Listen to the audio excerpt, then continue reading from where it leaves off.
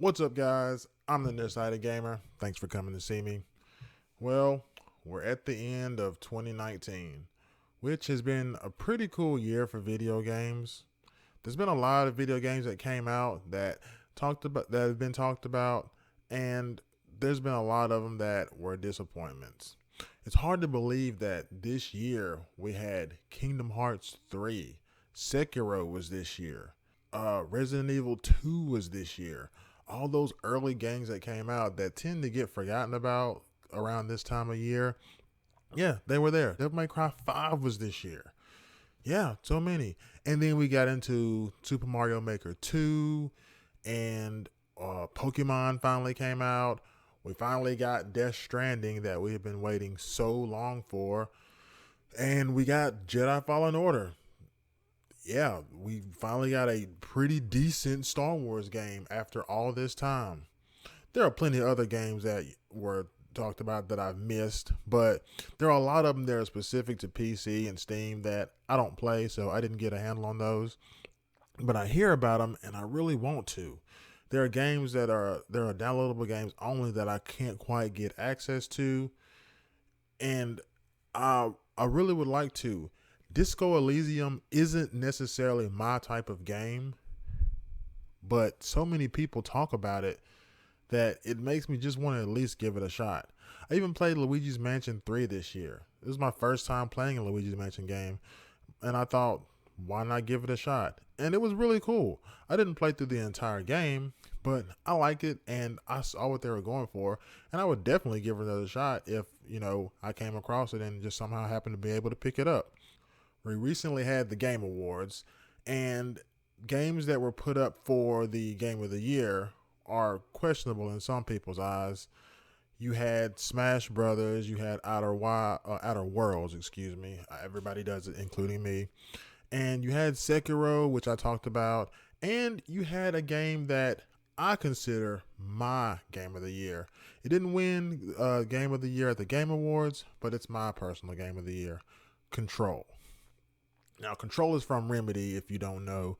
They're known for the Alan Wake series, and they also did Quantum Break, which was a game on the 360 that was one of the reasons that I bought my 360, not 360, oh my gosh, the Xbox One, which is one of the reasons why I bought my Xbox One. It was that and the canceled Scalebound.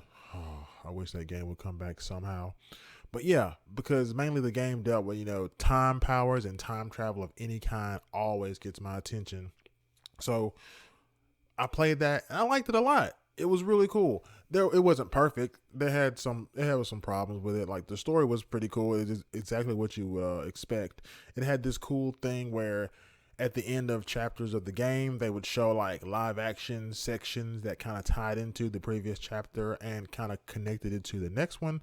Not a lot of people, but some people didn't like it. I thought it was pretty cool. I mean, they're trying something different, and you always want video games to try something different.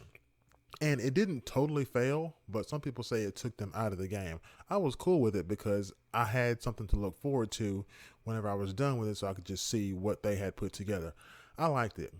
But Control is something kind of different. It's more of a supernatural, psychological type puzzle platformer where you play as this character, Jesse Faden, who is looking for her brother, and she stumbles upon this place called the Federal Bureau of Control, which is in charge of keeping the weird and possibly supernatural type events from being known to the public, and the items that are tied to these events from being known to the public as well. They confiscate them and they keep them all hidden in this place to just make sure that the world doesn't know exactly what's going on. So in this place, the building is like littered with these items, like I said, and because of that, there's all kinds of weird goings on and events happening. They're studying these things, trying to figure out exactly why they do what they do. And you go there and you're trying to find your brother, and the place the game takes place in just this entire building.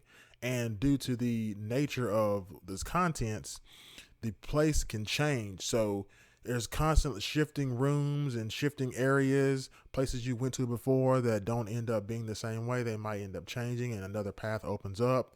That was pretty cool already. The whole mystery aspect and the weird, you don't know what's going to happen. You don't know if this person is that. You don't know if they're real, what's going on type aspect really already pulled me in when I first started seeing stuff for it.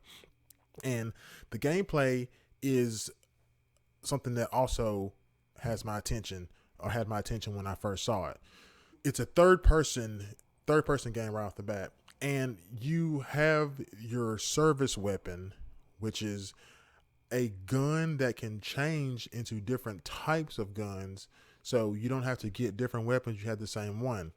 Also, I forgot to mention that in coming here, somehow through a series of events, Jesse ends up being the director of the Federal Bureau of Control. So she's put in charge when she doesn't want to be. She's just there to try to figure this out. So she ends up being put in charge. So she uses that to try to further help her find her brother. And when you get the service weapon, it changes the different types. So you don't have to look for different weapons. You just have that. And you have mods that you can use for your gun to like increase the ammo size, the power, how long it goes. And you can also use mods on yourself, which give you more energy, give you more shield power, enables you to hold more things in your more ammo for your gun, stuff like that. In addition to your gun, you also have abilities which you can use your mods to help you out with as well. You have already from the beginning, Jessie already has powers. She has like telekinesis of some kind. And so you can pick up objects and throw them as well. And as you upgrade, you can pick up larger objects and different things as well. And you can get powers like mind control. You eventually get to be able to levitate. There's plenty more. Just because I told you those, don't think that you know everything that's going on in this game. I'm doing my best to try to explain it. If you already know of control, then I'm just furthering, like elaborating on things you know. If you don't, then I hope I've somehow intrigued you to play it. If you like weird mystery type games with creepy aspects and like, vague characters and like things that you're wondering like, whoa, what's up with that? Am I going to see more of that?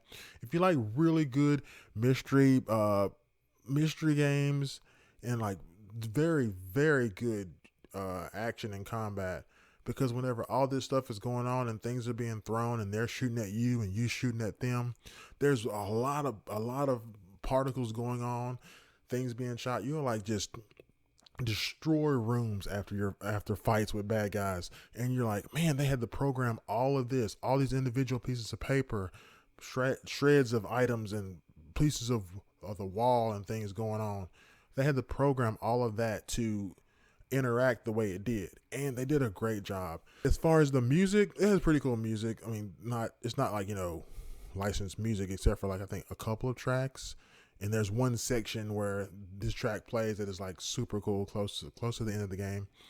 But it has cool music that like battle music to go along with what's going on. Whenever enemies are coming, so because battle music will ramp up. The background music that goes along whenever you're just going through discovering different parts of the oldest house. It's pretty cool. I would say that the worst part of the game would be the end. It's kind of a letdown. It leads you to believe that it's going to be something that it's not, and that is like that was really not cool.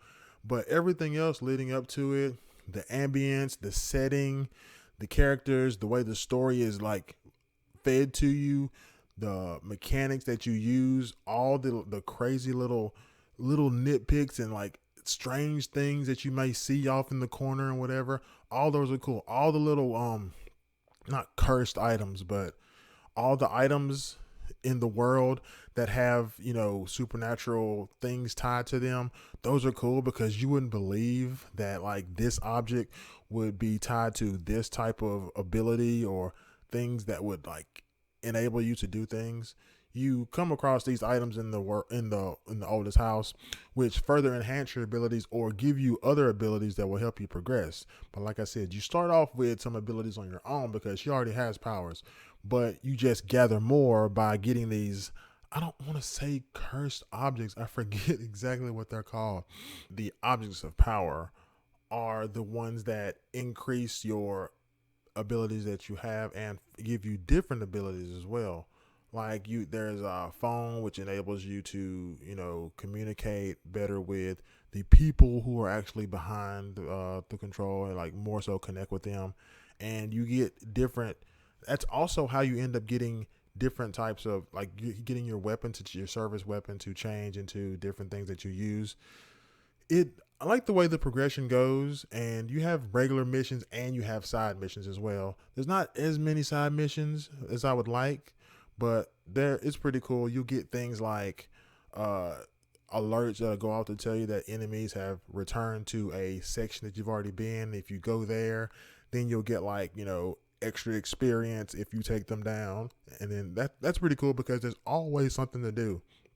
In addition to that, they also have uh some optional bosses that you can go fight, and those are really intense. There's like 3 or 4 of those.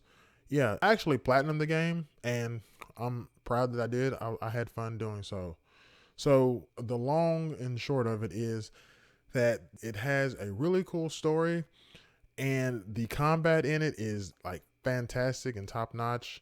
It's definitely something that you would like if you like really cool, weird mystery games. And I recommend that you play it and give it a shot. So that's why Control is my game of the year. Well, thanks for watching, guys. I really appreciate it. You guys are the best. You're fantastic. Like this video if you like it. If you don't like it anyway, because I said so. Follow me on Twitter at Nearsighted Gamer, GAMR. Like my Facebook page, facebook.com/Nearsighted Gamer. And follow me on Instagram at the_Nearsighted_ Gamer. If for some reason you're watching this video and you haven't subscribed, go ahead and do so. It'll take like 2 seconds. See? And yes, with that, all that's left to say is, as always, be excellent to each other. See you, pupils.